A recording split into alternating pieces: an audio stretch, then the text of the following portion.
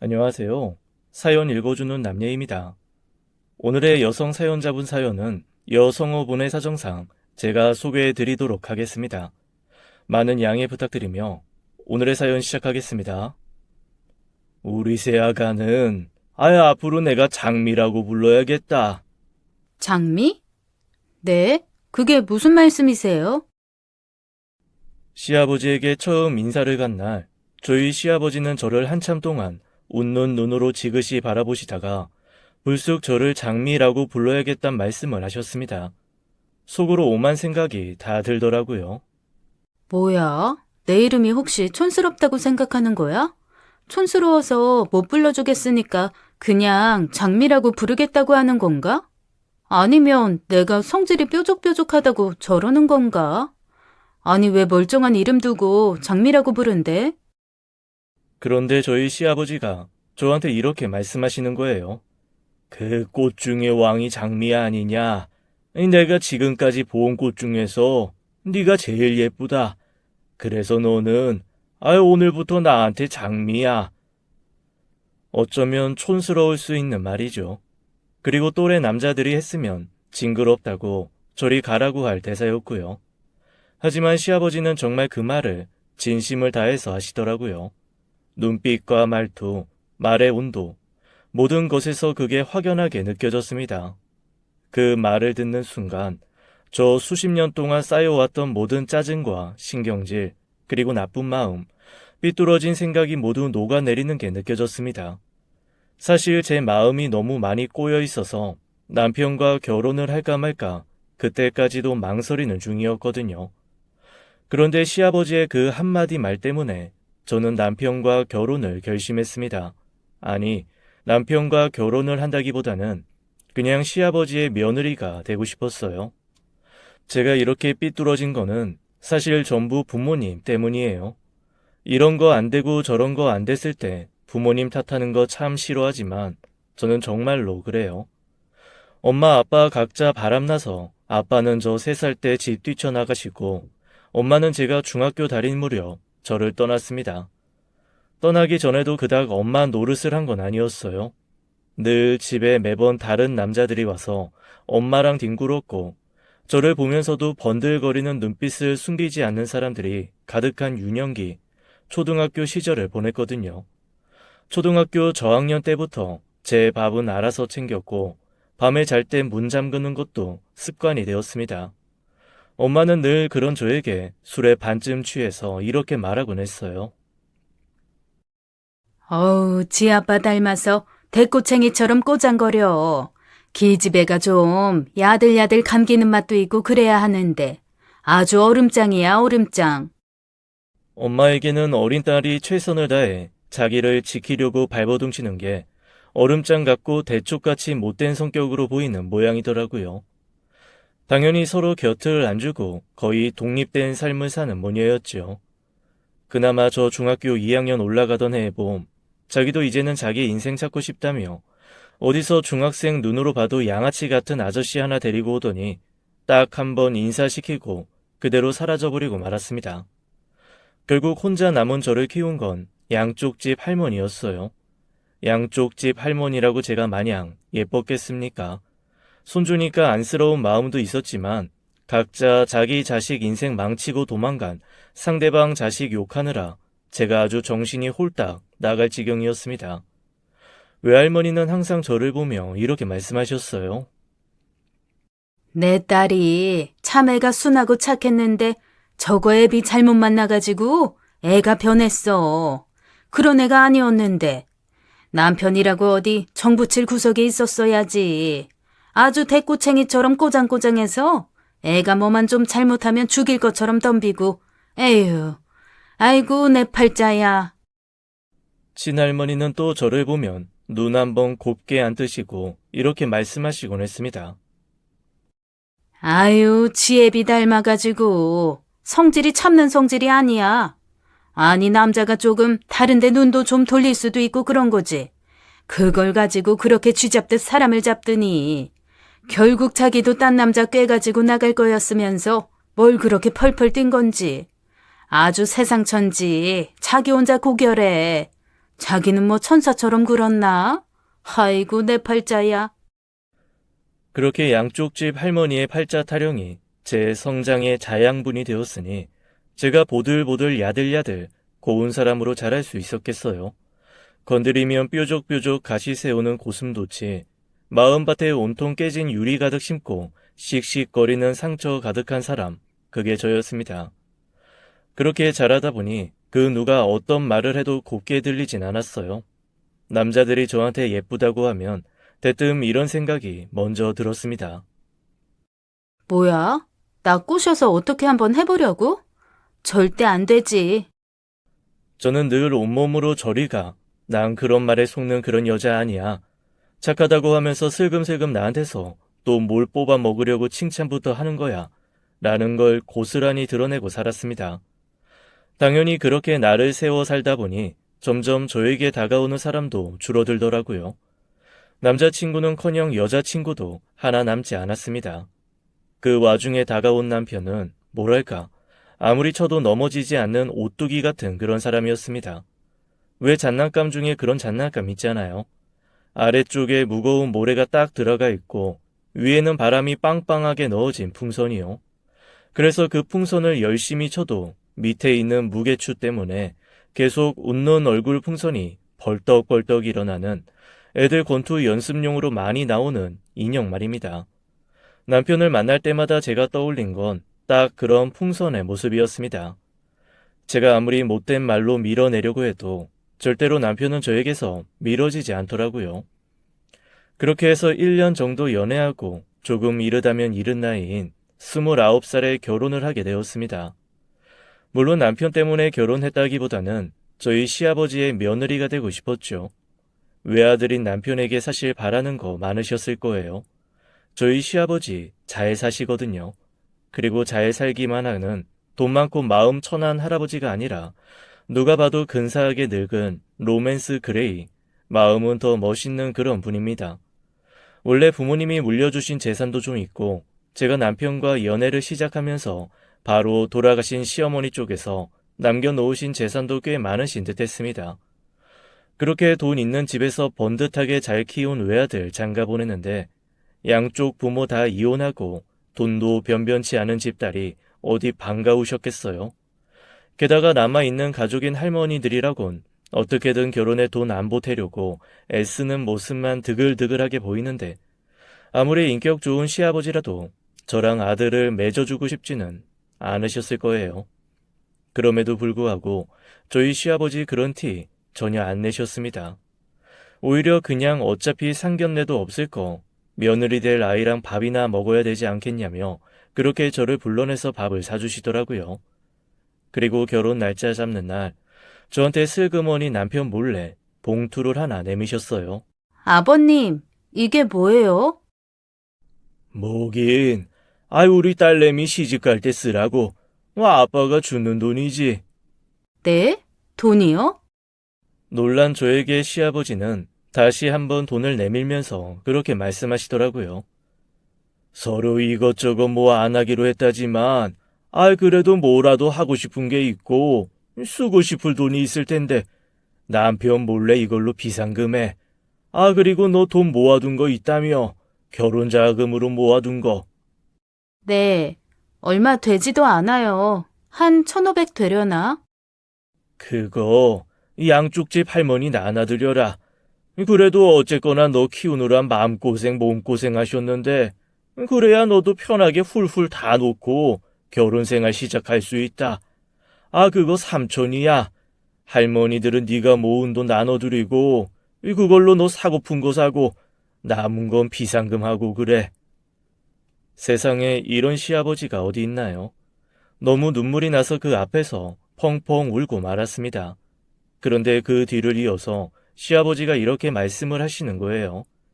대신 우리 며느리, 앞으로 내 여자친구들 볼 때마다 잘해줘야 돼.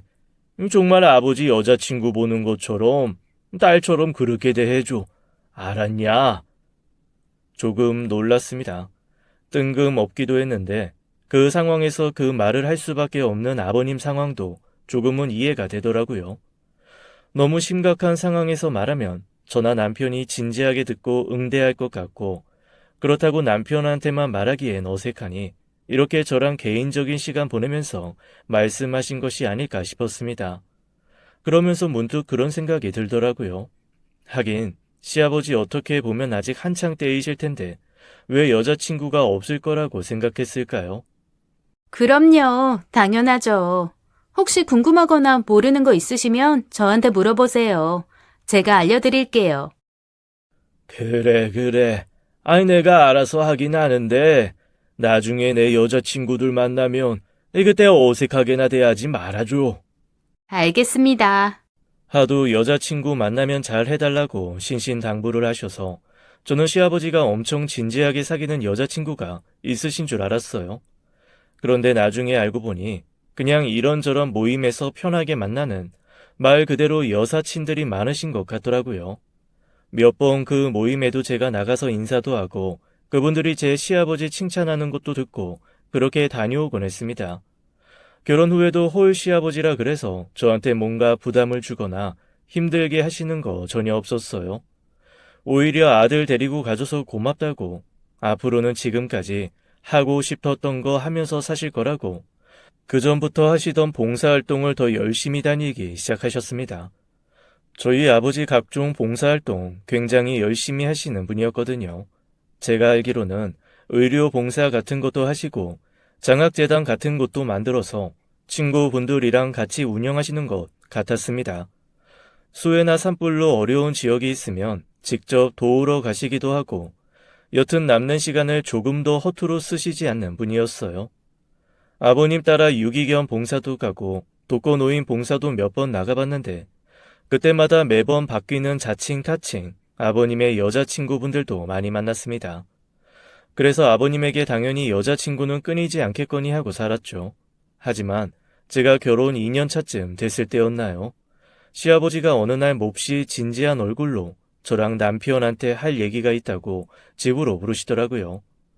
저희는 아무 생각 없이 쫄래쫄래 시아버지가 부르시니까 갔죠. 그런데 시아버지가 발그레하게 얼굴에 홍조를 띠시고는 이렇게 말씀하시는 거예요. 저기 그러니까 올해 가기 전에 장가 가려고 한다. 저는 좀 놀랐지만 일단 힐끔 남편 눈치를 봤습니다. 그랬더니 남편이 눈물을 글썽이며 시아버지한테 이렇게 얘기하는 거예요. 아버지가 언제 그 말씀하실까? 엄청 기다린 거 아세요? 왜? 아니 내가 평생 너희 부부한테 들러붙어서 이 빌부터 살까봐 겁났냐? 아니요. 아빠 엄마 돌아가신 다음부터 정말 어디에도 눈 안 돌리고 열심히 사셨잖아요. 뭐 중간중간 여자친구 많이 만나시긴 했지만 그래도 새어머니랑 같이 안정적으로 여생 보내셨으면 하는 생각하고 있었거든요. 그래. 아니 나도 안 그래도 더 늦기 전에 그래도 내 삶은 찾아야 하지 않을까라는 생각했는데 이제야 그런 여자가 내 앞에 나타나줬다. 어떤 분이신데요? 저희 언제 만나게 해주실 거예요? 아직 그쪽이 너희들 만날 용기가 없대. 조만간 자리 만드마. 조금 놀란 게 가라앉았습니다. 우선 아버님이 새로운 사람을 찾으셨다는 것 자체가 너무 기쁘고 감사하더라고요. 그래서 제가 먼저 이렇게 말씀드렸습니다. 아니, 왜요? 저희가 뭐 괴롭히기라도 한대요? 언제든 환영이니까 아버님 얼른 보여주세요. 어떤 분인지 너무 궁금해요. 정말 착하고 선한 사람이야. 너희가 다른 편견 없이 잘 만나줬으면 좋겠다. 아버님도 저희가 무슨 편견 갖고 그럴 사람들로 보이세요?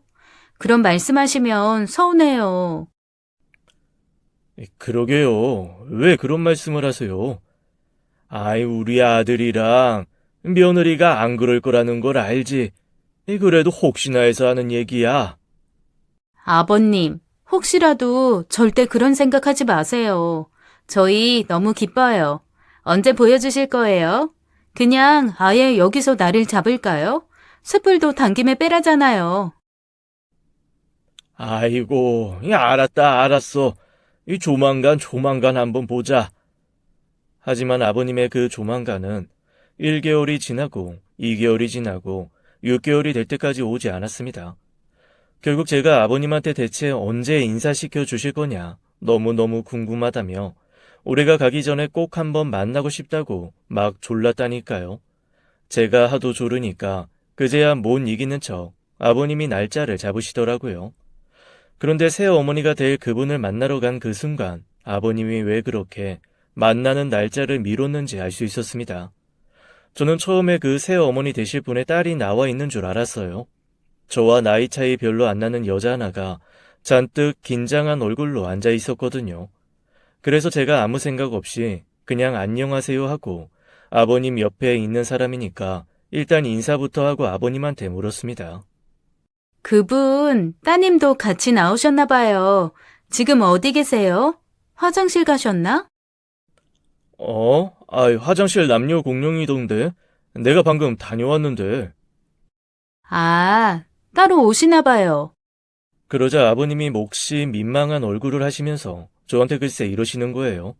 일단 그분 손을 딱 잡으시는 순간 주변의 모든 것이 멈추는 것만 같았습니다. 이 사람이 나랑 결혼할 사람이다. 시아버지가 손을 잡는 순간 풍경이 멈췄다면 그 말씀을 하시는 순간 주변의 모든 소리가 사라지고 멍해졌습니다. 마치 누군가가 얼음땡을 하면서 얼음을 외친 것처럼 머릿속에서는 끝없이 뭐라고 말하라고 소리치는데 입이 안 떨어지더라고요. 뭐가 마비된 사람들 마냥 저랑 남편은 눈만 대굴대굴 굴리면서 입만 계속 소리 없이 뻐끔하며 해야 할 말을 찾기 시작했습니다. 너무 놀라서 둘 다 어떻게 반응을 해야 될지 모르겠더라고요. 간신히 입을 먼저 뗀 건 제가 아니라 남편이었습니다. 아버지, 죄송한데 제가 지금 뭘 잘못 들은 것 같아서 그러는데 이분이 누구라고요? 나랑 결혼할 여자야. 그러니까 이분이 어머니나 이모님, 고모님이 아니라 여기 계신 이분이요? 그렇다니까. 뭘 자꾸 물어. 이 사람이 너희 새엄마 될 사람이다. 남편이 황당한 얼굴로 저와 그 새어머니 되실 분을 번갈아가며 바라봤습니다. 그리고는 혼자 뭔가 분위기를 무마하려고라도 하듯 이렇게 중얼거리더라고요. 엄청난 동안이신 건가? 그랬더니 시아버지가 몹시도 민망한 얼굴로 이렇게 말씀하시더라고요. 새아가, 네가 몇 살이지? 저요? 올해 33이요. 아이고, 그렇구나. 당신이 올해 32인가? 네, 제가 올해 32 됐어요. 그 순간 머리 옆에서 누가 폭탄을 터뜨리는 것 같았습니다.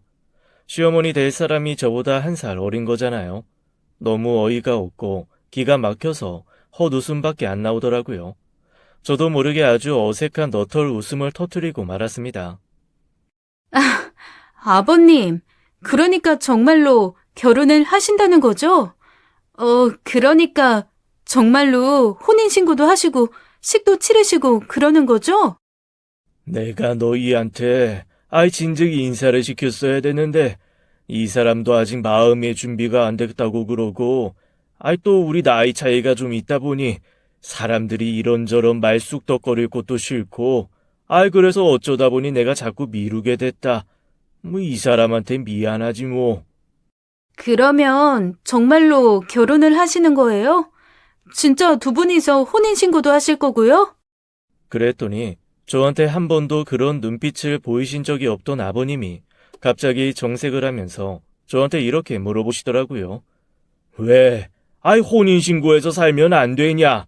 너희 혹시 내 재산 때문에 그러냐? 순간 몹시 당황스러웠습니다. 물론 그런 생각이 아주 없었던 건 아니죠.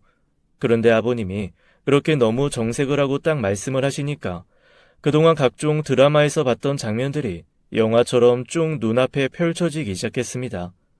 아버님이 뒤늦게 결혼하면서 새 시어머니가 들어오고 그것 때문에 자식들과 의가 상하는 그런 장면이요. 그래서 제가 지레 놀라서 손사래를 막 치면서 말씀드렸어요. 아니에요. 저 그런 거 아니라는 거 아버님도 잘 아시잖아요. 그래, 알지. 아이, 그런데 혹여 그런 시선으로 이 사람 볼 거면 아예 말도 꺼내지 마라. 아, 이 사람 그런 사람 아니야. 내가 2년 동안 만나오면서 한 번도 나한테 그런 느낌 가지게 한 적이 없는 정말 좋은 사람이다. 저는 그 말을 듣고 두 가지 사실에 놀랐습니다. 하나는 아버님이 그렇게까지 홀딱 모에 빠진 듯한 표정을 하신다는 거를 처음 봐서 그게 놀라운 사실이었고요. 두 번째는 2년이나 만나왔다는 사실이었습니다. 제가 결혼한 직후부터 쭉 만나오셨다는 건데, 사실 그동안 아버님 너무너무 괜찮은 여자친구들을 제가 많이 만나봤거든요. 그런데 그 많은 분들 재산 도둑하시고 아버님이 죽으라면 죽을 것처럼 아버님한테 홀딱 빠진 것 같은 눈빛을 숨기지 않았던 그런 분들 다 두고 이렇게 젊은 여자한테 아버님이 빠졌다는 사실 자체가 저한테는 사실 너무 충격이었습니다. 제가 그랬는데 남편은 오죽했겠어요. 그 자리에서 남편은 꼭 어리 빠진 사람처럼 한마디도 하지 않고 그냥 아버님이 묻는 말에만 건성으로 단답형의 대답만 하고 말더라고요. 제가 오죽하면 너무 민망해서 남편을 쿡쿡 치면서 조금 정신 차려라, 집중해라 라고 표시를 할 정도였다니까요. 한참 아버님 그리고 새어머니가 되실 분과 얘기를 나누는데 제 전화기에서 문자가 왔다는 표시가 깜빡깜빡했습니다. 아버님, 죄송해요. 문자가 자꾸 오네요. 저 확인 좀 할게요. 그래. 아이 뭐 언제 우리가 전화하고 보는 거 뭐 이상하게 생각했냐. 확인해라. 문자를 열었더니 남편이 바로 옆에서 저한테 문자를 보낸 거였더라고요. 얼마나 미친 듯이 타자를 쳤는지 오타도 한 바가지 있고 내용도 다급하게 이루 말할 수가 없었습니다. 야, 이거 어떡하냐. 결혼 말려야 해? 아버지가 안 말려질 것 같지? 말릴 수 있을까? 나 이거 정말 아닌 것 같은데. 야, 네가 한번 말해볼래? 제가 슬금슬금 남편과 아버님 그리고 시어머니가 될 사람 눈치를 보면서 남편에게 답장을 했습니다. 낸들 알아. 일단 여기에 집중해. 그리고 밥 먹자마자 나랑 얘기 좀 해. 저희는 그렇게 아버님과 새 시어머니가 될 사람을 앞에 두고 둘이 긴급하게 문자로 회의를 했어요. 그런데 저희 아버님 얼마나 눈치가 빠르신 분인지 어느 정도 밥 다 먹고 나더니 저희한테 그러시더라고요. 너희들이 할 말이 많지. 아이 그 답답하고 손가락 아프게 문자로 하지 말고 어디 편안한 데 가서 얘기해라. 나는 이 사람이랑 오늘 집 좀 보러 갈 거다. 네? 집을 보신다고요? 무슨 집이요? 이 사람이랑 같이 살 신혼집. 지금 사는 집은 아무래도 내가 저기 예전 애 엄마 그러니까 세상 떠난 아내랑 살던 곳 아니냐. 살림도 다 그 사람 살림이고 아무래도 새 사람 들일 때 그건 예의가 아니지. 새 집 사서 새 살림 채워놓고 새로 시작할 거다. 걱정하지 마. 너희한테 손 안 벌려. 내가 알아서 할 거니까 일절 관심 갖지 마라. 아니 아버지 어느 집을 사서 어디로 이사를 가시게요? 그거야 뭐 이 사람이랑 논의해서 내가 알아서 할 거니까 너희는 신경 쓰지 마라. 너희 가까이 살라고 해도 가까이 안 살 거다. 그 자식이랑 가까운 데 살아서 뭐하냐. 방해만 되고 서로 뚝 떨어져서 살아보자고. 그러니까 정말 신경 쓰지 마. 자 갑시다 우리. 오늘 볼 곳이 많아. 조심조심히 일어나고. 네, 알았어요. 아휴, 정말 잔소리는. 저기, 만나서 반가웠어요. 다음에 또 봬요. 그리고 다음에는 우리 남자들 빼고 우리끼리만 만나서 같이 얘기 나눠요. 네. 안녕히 가세요. 다음에 뵙겠습니다. 조심히 가시고요. 저는 제가 나름대로 사교성도 있고 활발한 사람이라고 생각을 했거든요. 그런데 아니더라고요. 제가 참 낯을 가리고 표정 관리가 안 되는 사람이라는 걸 저는 그날 처음 알았습니다. 그렇게 아버님과 새 시어머니가 될 사람이 사라진 후 남편은 정말 레스토랑 전체가 떠나가라 한숨을 쉬었습니다. 와 미치겠다. 이거 어떡하냐. 야 우리 아버지 노망 났나 봐. 아니 근데 너무 정신이 멀쩡하시잖아. 노망 나신 건 아닌 것 같고 그런데 노망 나신 것 같고 아니야 노망 나신 건 아닌 것 같고 하지만 노망나신 것 같아. 당신 지금 무슨 소리 하는 거야? 그래서 노망이 나셨다고, 아니라고. 몰라. 아니, 나도 내가 무슨 소리 하는지 모르겠어. 그런데 어떡하지? 아버지, 결혼하실 것 같지? 야, 이거 그냥 넘어갈 일이 아닌 것 같지? 그런데 이 결혼 정말 하게 할 거야? 안 말려? 아니, 친척들 중에 아버님 말릴 만한 사람 없어? 너 우리 아버지 몰라? 하신다면 하시는 분이잖아. 그리고 지금 우리 아버지 표정 못 봤어? 야, 저거는 만약에 우리가 결혼을 반대하잖아? 그러면 그래, 반대해라. 그래도 난 할 거야. 하고 우리 없이 결혼식 하실 분이야.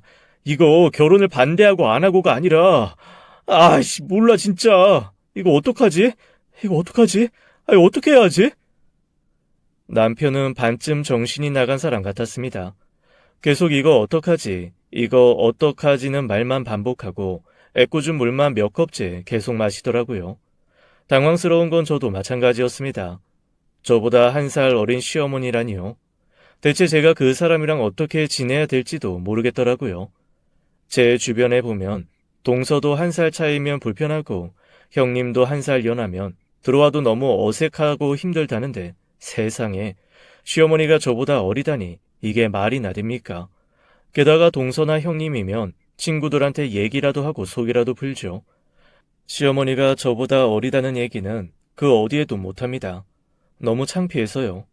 어디 말할 데도 없고 이건 순전히 저와 남편이 전우처럼 둘이 함께 견디고 이겨나가야 될 둘만의 비밀이 돼버린 거 있죠. 너 이거, 네 친정에도 말하지 마라. 정말 동네 부끄러워서. 할머니들한테? 이걸 어떻게 말해? 친정이 아니라 친정 할아버지가 와도 말 못할 것 같은데. 그런데 정말 결혼식을 하시면 두 분 다, 그러니까 두 분 할머니가 다 결혼식에 오신다고 하지 않을까? 진짜, 야, 이 세상 사람들 보기 창피해서 어떡하냐. 지금 그게 문제야. 나는 나보다 어린 시어머니 모시게 생겼다고. 야, 너는 시어머니지. 나는 새엄마야. 새엄마가 나보다 3살이나 어린 거라고. 아, 그렇네. 그래, 나보다 당신이 더 골아프긴 하겠다. 새엄마 소리도 안 나오겠다, 어디. 나도 어머니 소리 안 나올 것 같은데. 아씨, 혹시 저 여자 우리 아버지 재산 노리고 들어오는 꽃뱀 아니야? 정황상 100%인데, 그치? 그런데 우리 아빠가 꽃뱀한테 홀리고 그럴 사람 아닌데? 혹시 정말 노망 나셨나? 야, 치매 검사해봐야 하나? 꽃뱀 같지는 않았는데, 하긴 꽃뱀이 나 꽃뱀이라고 가슴에 써붙이고 다니지는 않으니까. 참, 아버님 재산 어떻게 돼 있어? 당신 뭐 알고 있는 거 있어? 아버지가 워낙 정정하시고 나중에 당신이 자식들한테 알아서 나눠주실 거라고 그냥 아예 신경도 쓰지 말라고 그래서 신경도 안 쓰고 있지. 아버지 재산 그냥 다 아버지 걸로 돼 있을걸? 당신 앞으로 미리 좀 받아올 수 있는 건 없나? 지금 저 와중에 내가 재산 미리 달라고 그러면 그래 나는 결혼할 거니까 내가 너 미리 줄게 하고 주시겠냐? 네가 내 재산이 탐나서 결혼을 반대하는구나. 못된 것, 나쁜 것 이러고 줄 것도 안 주시겠지. 어떡해. 그러면 나 정말로 어린 시어머니 모셔야 되는 거야? 미치겠네. 그러니까 그걸 왜 나한테 물어보냐고. 나는 너보다도 어린 엄마가 생기는 거라니까. 누가 들으면 저 부부가 대체 어디서 저런 미친 소리를 하고 있나라는 얘기를 저희는 끝도 없이 반복하며 계속 한숨만 쉴 도리밖에는 없었습니다.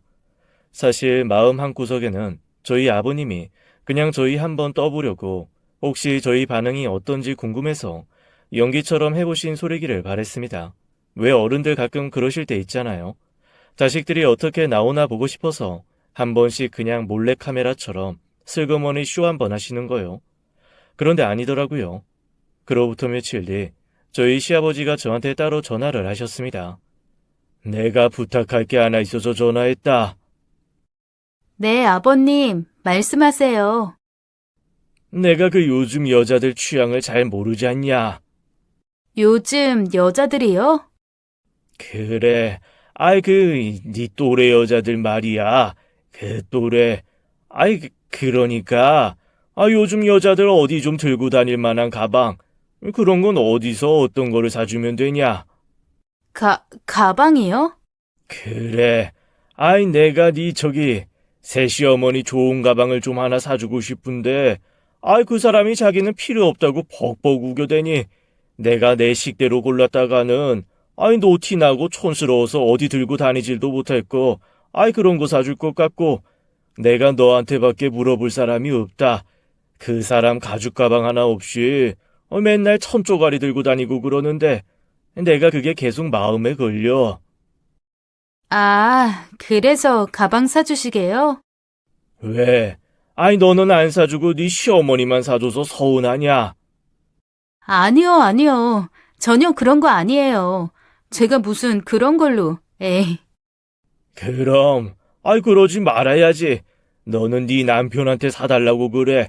하지만 지금 나한테 알려줄 거는, 네가 네 남편한테 받고 싶은 가방, 그거 알려주면 된다.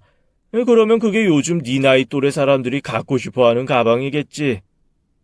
그냥 그런 마음으로 사주시려면 백화점 브랜드 1층에 있는 명품 매장에서 고르시는 게 제일 낫지 않을까요?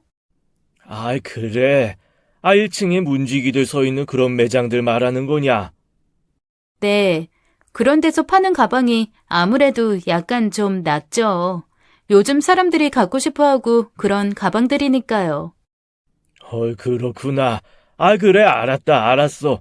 그럼 내가 그 문지기들한테 물어보지 뭐. 고맙다. 아버님의 전화는 그걸로 끝이 아니었습니다. 화장품은 어떤 걸 사면 좋으냐? 요즘 유행하는 가구는 어떤 거냐? 저한테 일일이 물어보시더라고요. 꼭 결혼 준비, 혼수 준비를 아버님 혼자 하는 느낌이었습니다. 결국 아버님이 냄비와 접시를 물어보는 전화를 하신 날, 제가 참지 못하고 아버님한테 이렇게 여쭤봤습니다. 아버님, 근데 그러니까 그분이요. 그러니까 그 아버님이랑 결혼하신다는 분. 왜? 아직 시어머니란 말이 안 나오냐? 네, 죄송해요. 저 솔직히 아직은 안 나오네요. 아니다. 뭐 그럴 수도 있지. 그래도 결혼하고 나면 어머니라고 꼬박꼬박 불러. 그거 사람 은근 서운하다. 네. 그런데 아직은 저도 조금 시간이 필요해서요. 그것보다 그분이 안 사세요? 직접? 아무것도요? 아니, 하나에서 10까지 다 아버님이 고르고 사시고 하니까 꼭 결혼 준비 아버님이 혼자 하시는 것 같아서 그래요. 나라고 그러고 싶겠냐? 뭐든 안 하려고 하니까 그러지. 뭐 산다고 하면 필요 없다 그러고, 이거 사준다고 그러면 없어도 된다 그러고, 아이고야, 나도 나름대로 고충이 많다. 고충이 많아. 그래요? 왜 그렇게 뭐든 안 하려고 하실까요? 사람이 욕심이 없어, 욕심이. 검소하고, 그냥 순수해. 사실 아버님의 그 말씀을 듣고, 저는 속으로 이렇게 생각했습니다. 진짜 고단수 여우다. 결혼 전에 이런 식으로 욕심 없는 것처럼 쇼하고 나중에 아주 그냥 싹싹 다 뜯어가려고 일부러 큰 그림 그리고 쇼하나 보다라고 말이죠. 정말 그렇게 생각할 수밖에 없었던 게 아버님 하나에서 10가지, 아니 무슨 본인이 신부인 것 마냥 다 챙기시니까요. 보통은 아무리 그래도 집에 가거나 그런 것 정도는 자기 취향이라는 게 있어서 고를 법도 한데 그런 것조차도 아버님이 저한테 요즘에 가장 유행하는 게 뭔지, 최신이 뭔지 그런 거 물어봐서 직접 고르고 다니시는 것 같더라니까요.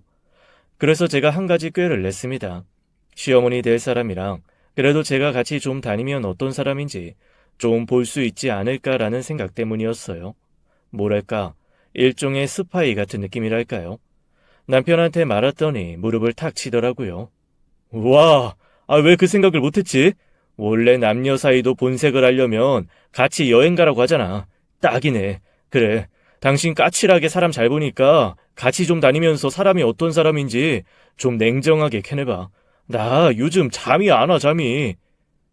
그래서 제가 아버님께 이렇게 말씀드렸습니다. 아버님, 그렇게 혼자 애쓰지 마시고 그냥 그분이랑 제가 같이 다니면서 좀 골라볼까요? 그랬더니 아버님이 정말 반색을 하시면서 저한테 이러시는 거예요. 아이고, 그 소리가 언제 나오나 했다. 나 우리 며느리한테 조금 서운할 뻔했어. 내가 한두 번 이렇게 물어보면 네가 그냥 아버님, 제가 어머님이랑 같이 다니면서 할게요. 이라고 얘기를 하지 않을까? 같이 가겠다고 먼저 말하지 않을까? 내가 사실 좀 기대를 했거든. 근데 네가 내가 몇 번씩 이렇게 전화하고 말해도 아무 말도 안 하길래 사실 조금 많이 서운했다. 죄송해요. 저도 사실 좀 너무 정신이 없었네요. 서운하셨으면 마음 푸세요. 아니야. 이 서운은 무슨. 그래. 아니다. 너 죄송할 거 하나 없고, 지금이라도 이렇게 네가 해주겠다고 하면 나야 고맙지. 야, 그 사람도 나이 든 나랑 다니면서 고르는 것보다는, 그래도 너랑 같이 다니면서 고르는 게 마음 편하지 않겠냐. 내가 연락처 알려줄 테니까, 네가 한번 전화해서 같이 가자고 좀 해봐라. 세아가, 잘 부탁한다. 그리고 그 사람이 조금이라도 마음에 드는 것 같으면 그냥 사. 내가 이따가 저녁 때 집에 들러서 카드 주마. 아니에요. 제가 받으러 갈게요. 제가 눈치껏 잘 사볼게요. 너무 걱정하지 마세요, 아버님. 그렇게 해서 저는 저희 시어머니가 될 젊은 여자와 함께 약간의 저가의 동침을 하는 느낌으로 쇼핑을 다니기 시작했습니다. 그런데 이게 참 느낌이 기묘하더라고요. 정말 솔직히 말하면 만약 제 시어머니가 될 거다라는 생각을 빼고 만났으면 저는 이 사람을 굉장히 좋아했을 것 같은 거예요. 제가 아무리 꼬인 시선으로 보려고 해도 뭔가 쓸데없는 욕심이 있거나 장꾀가 있는 그런 타입은 아닌 것처럼 보였습니다.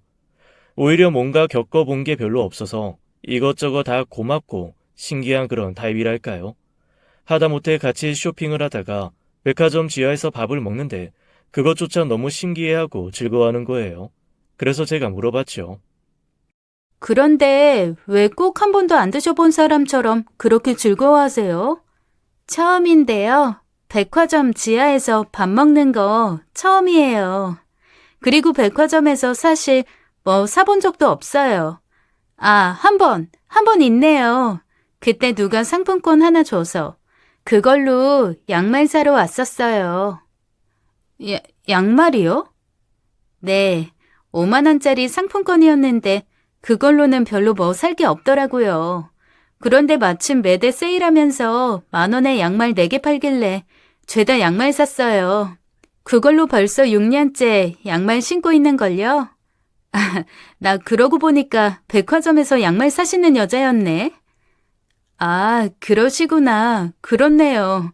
백화점에서 양말 사시는 여자셨네요. 좀 당황스럽더라고요. 물론 백화점이 없는 곳에서 살았으면 그럴 수도 있지만 그래도 보통 제 나이 또래 사람들이 백화점 지하에서 국수 한 그릇, 닭 한 조각 정도는 다 먹어본 경험이 있잖아요.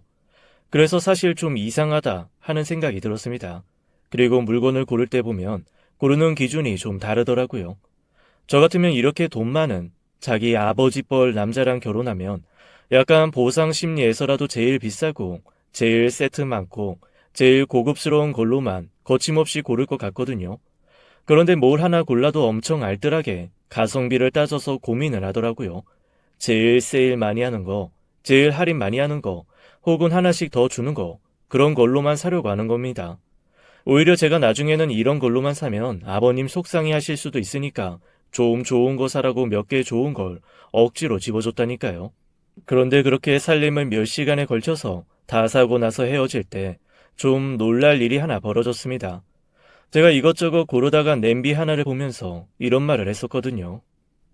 이 냄비가 진짜 좋긴 한데 정말 후덜덜하게 비싸요. 저 신혼 때부터도 되게 갖고 싶었던 냄비거든요. 그런데 냄비가 세상에 너무 비싼 거예요. 그래가지고 그때도 엄청 망설이다 못 샀어요. 그런데 제 주변 친구들한테 들어보니까 냄비 중에 이게 최고라고 그러더라고요. 그러면서 다들 하는 말이 이 냄비는 신혼살림 살 때 살짝 미친 척하고 사야지 살림하면서는 손 떨려서 절대 못 산다고 하는 거 있죠? 그러니까 기왕 살 거 이거 사세요. 그렇게 정말 신혼살림 살 때 아니면 선뜻 집어들지 못할 만큼 비싼 냄비를 사게 했거든요. 그런데 제가 집에 가려고 하는데 주섬주섬 그 냄비를 꺼내서 저한테 주는 거예요. 네? 이걸 왜 절 주세요? 아, 하나 더 샀어요. 네? 언제요? 아까 화장실 갔을 때 슬그머니 하나 더 사서 넣어뒀죠. 이거를요? 왜요? 갖고 싶었다면서요. 안 그래도 오늘 너무 고마워서 뭐라도 하나 선물해주고 싶었는데 그냥 기왕이면 본인이 갖고 싶은 거 해줬으면 좋겠다라는 생각이 들어서요. 이거 가져가세요. 나도 남들처럼 명품 가방 이런 거 사주고 싶은데 아직 내 주제가 여기까지밖에 안 돼요. 냄비 같은 거 사줘서 기분 나쁜 거 아니죠? 아니요.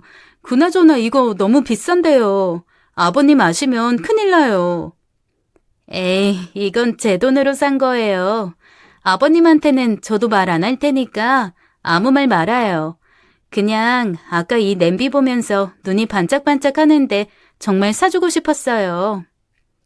진짜 사주시는 거라고요? 아우, 그렇다니까요. 아버님한텐 비밀로 하고 얘기 안 할 테니까 얼른 받아요. 그러면서 저한테 그 냄비를 툭 안겨주고 사라지는 겁니다. 이거 기분 이상하더라고요. 분명히 뭔가 이상한 사람일 거라고 생각을 해서 제가 한번 두 눈 똑바로 뜨고 어떤 사람인지 감시할 겸 만난 거였는데 보면 볼수록 사람이 참 괜찮은 겁니다. 제가 냄비를 받았다고 해서 마음이 누그러진 건 아니었어요. 오히려 눈 부릅뜨고 단점 찾아내려고 애쓰는 제가 어느 순간 부끄러워지면서 이 사람이 괜찮은 사람이구나 라는 생각이 들어온 거였습니다. 그렇게 시어머니에 대한 누그러진 마음은 시어머니랑 시아버지가 결혼한 후에도 계속되었습니다. 저 사실 처음에만 좀 그렇게 착한 척했지 결혼하고 나서는 태도가 바뀔 거라고 생각했거든요.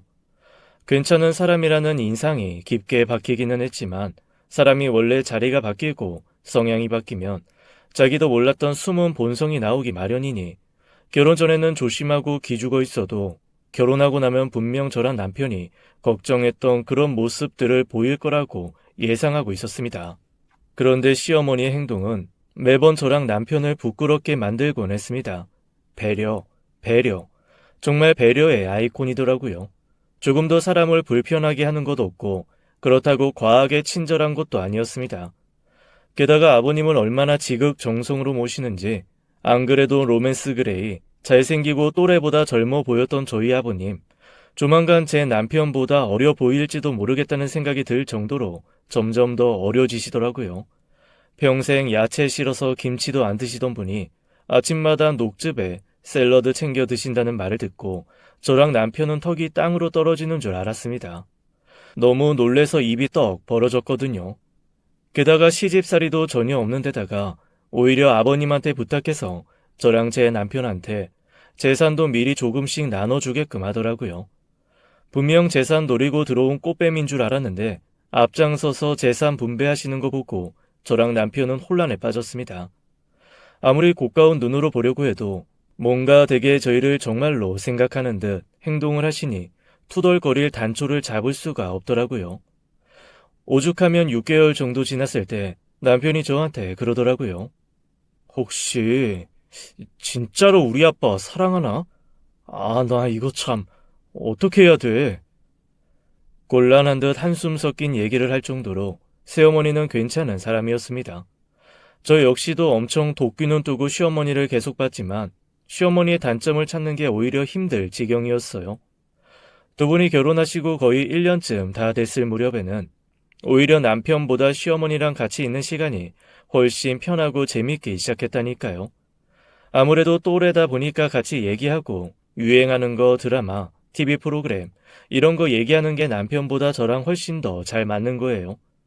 제가 그렇게 시어머니랑 조금씩 말 나누면서 소통하고 같이 놀러 다니기 시작하니까 시어머니보다 훨씬 더 많이 행복해한 건 시아버지였습니다.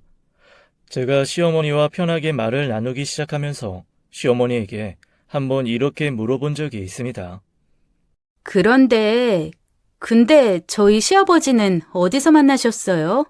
두 분이 소개팅 하셨을 것 같지는 않고. 그냥 오며 가며 만났지. 그래요? 오며 가며 만나서 이 나이 차이에 이렇게 연애가 된다고요? 이건 한 방에 가둬놓고 몇 날 며칠이 지나도 될까 말까 한 그런 조합인데. 그렇죠? 그래서 저도 저희가 인연이라고 생각해요. 시어머니는 끝까지 저에게 시아버지와 어떻게 만났는지, 무슨 인연인지 말을 안 해주고 그냥 빙빙 웃으며 말을 돌리기만 하더라고요. 뭔가 이상한 알 수 없는 사연이 있나, 아니면 정말 뭔가 작정하고 덤빈 건가, 또 이상한 생각이 막 들기 시작했지만 시어머니에 대한 의심, 이상한 상상을 계속하기에는 시어머니가 너무 괜찮은 사람이라는 걸 이미 알아버리고 난 후였습니다. 아니, 솔직하게 말하면 이렇게 괜찮은 여자가 왜 다 늙은 우리 시아버지 같은 사람을 이렇게 진지하게, 진솔하게 사랑하는 걸까라는 의문이 생기기 시작했습니다. 그런데 시어머니가 어떻게 시아버지를 만나게 됐는지는 두 분이 결혼하시고 1년이 좀 넘었을 어느 날 우연히 알게 되었습니다. 갑자기 시아버지로부터 시어머니가 쓰러져서 병원에 입원했다는 연락을 받았거든요.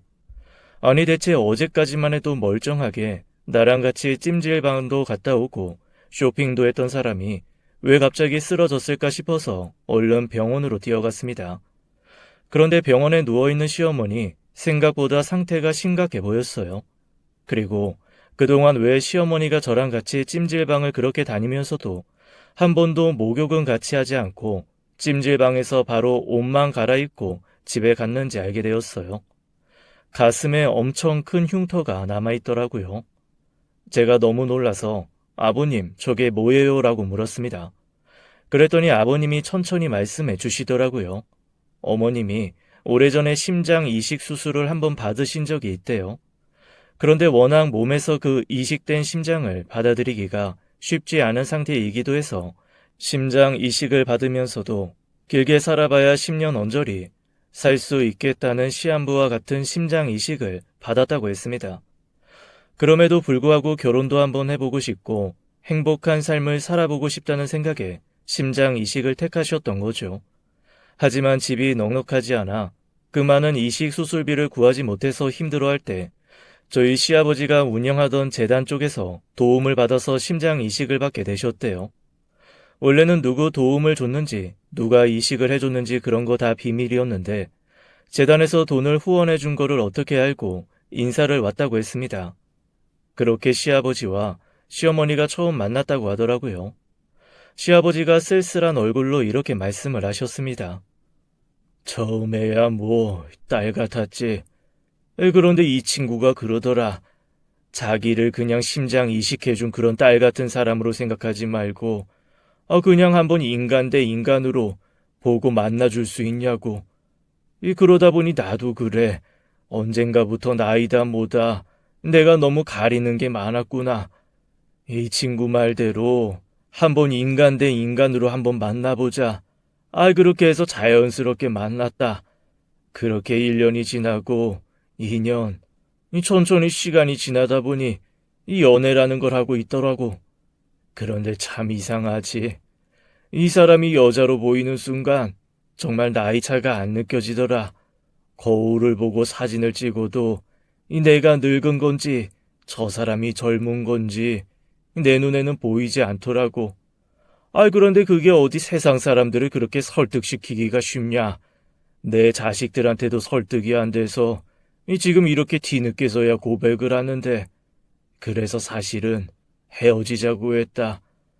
그랬더니 저 사람이 나한테 이렇게 얘기하는 거야.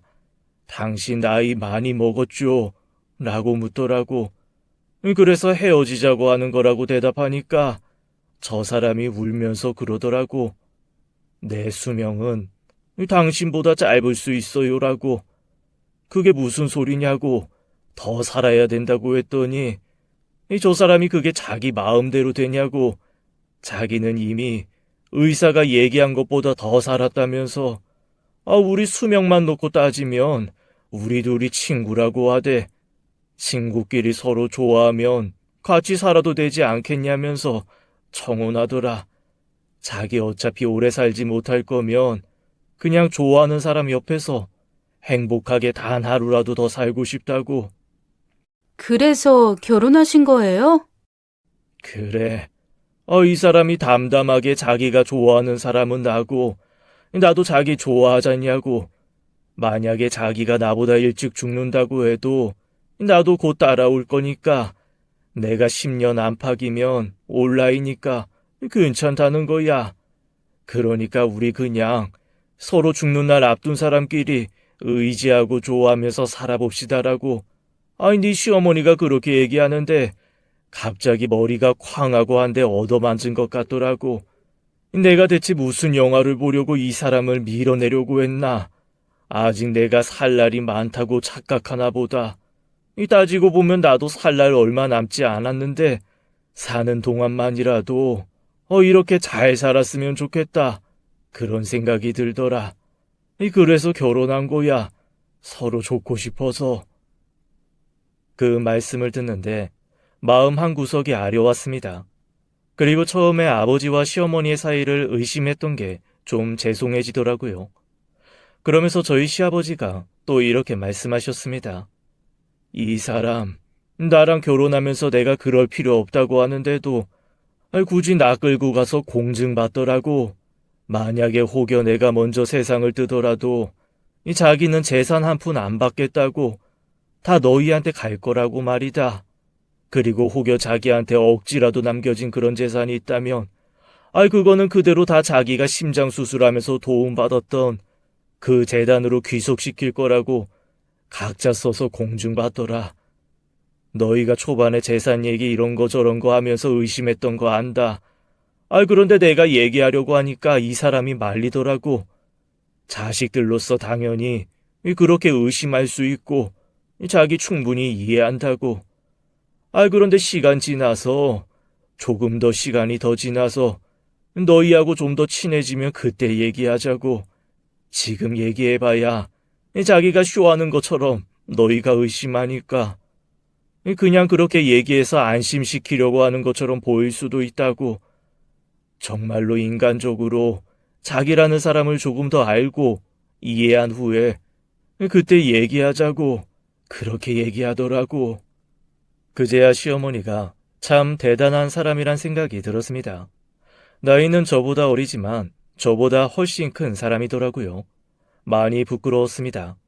시아버지가 저한테 그런 얘기를 차근차근 하고 계시는데 한동안 정신을 차리지 못했던 시어머니가 희미하게 눈을 떴습니다. 눈을 뜨자마자 시아버지를 보며 희미하게 웃으시더라고요. 그러면서 글쎄 이렇게 말씀하시는 거 있죠. 나 당신이 좋아하는 닭게장 해주려고 닭 주문해놨는데 그것도 못 해주고 죽을까봐 그게 너무 겁이 났어. 그 첫 마디를 듣고 저랑 남편은 소리 죽여 울 수밖에 없었습니다. 저희보다 훨씬 더 시아버지를 사랑하고 있고 많이 생각하고 있다는 게 그 말 한마디에서 느껴졌거든요. 사람이 그렇게 정신없는 와중에 하는 얘기가 진심이잖아요. 그래서 제가 시어머니 손을 꼭 붙잡고 처음으로 어머니라는 호칭으로 그분을 불렀습니다. 어머니, 앞으로는 저랑 같이 목욕도 하고 샤워도 해요. 이 며느리가 얼마나 등을 잘 밀어주는데 저한테 등 밀어달라고 하는 사람이 줄을 섰는데 어떻게 우리 어머니 그거 한 번도 나한테 부탁을 안 하실까? 그러자 시어머니가 희미하게 웃으시면서 고개를 끄덕끄덕 하시더라고요. 시아버지가 제 등을 토닥토닥 해주셨습니다. 저희 시어머니가 얼른 다시 건강해지셨으면 좋겠어요. 저 정말 진심을 다해 어머니라고 부르면서 등 밀어드릴 자신 있거든요. 지금까지 사연 읽어주는 남녀였습니다. 끝까지 함께 해주신 여러분 감사드리며 저희는 다음 사연으로 돌아올게요.